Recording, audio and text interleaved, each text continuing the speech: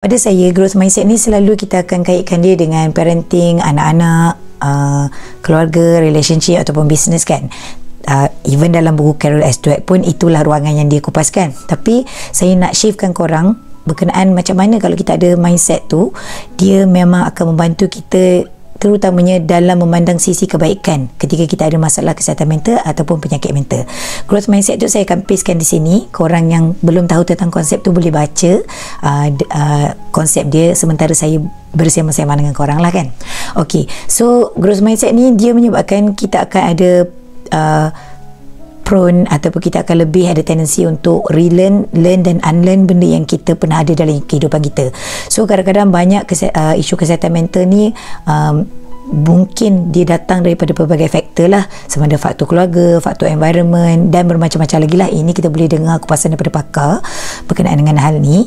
Akan tetapi nak katakan disebabkan dia terlampau banyak faktor, tendensi untuk kita ada isu kesihatan mental ni sangat tinggi dan berkemungkinan juga tendensi untuk kita ada penyakit mental pun tinggi.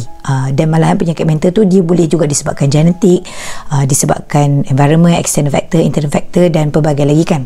So with that facts, bila kita tahu benda macam kesihatan mental dia akan mudah untuk decline. So apa yang boleh membantu kita untuk keluar daripada keadaan tu ketika kita terkena? Of course lah, kalau tak terkena tak apalah, tapi kalau terkena macam mana kan? Contohnya kalau ada kematian ahli keluarga, kalau kita kehilangan pekerjaan kan, kita bergaduh dengan kawan ke ataupun pelbagai, kena tipu, kena sebagainya kan, pelbagai benda boleh jadi. Tapi satu benda yang saya nampak boleh membantu kita keluar daripada benda itu adalah dengan adanya growth mindset. Dan growth mindset ni dia tak lari daripada konsep agama Islam juga sebenarnya. Saya akan share juga, saya akan pastekan depan ni juga satu ayat yang saya rasa di mana Allah mendekarkan berkenaan dengan effort.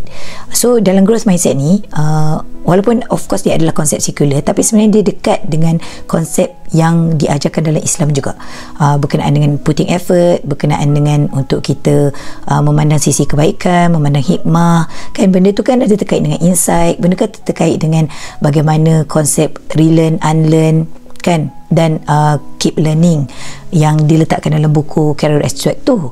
So poinnya sekarang ni adalah bila terkait dengan kesihatan mental, bila kita nampak konsep ni, kita akan lebih mudah untuk meletakkan effort kepada kesihatan mental tu adalah sebagai investment. Contohnya pergi mendapatkan bantuan profesional, it's an investment.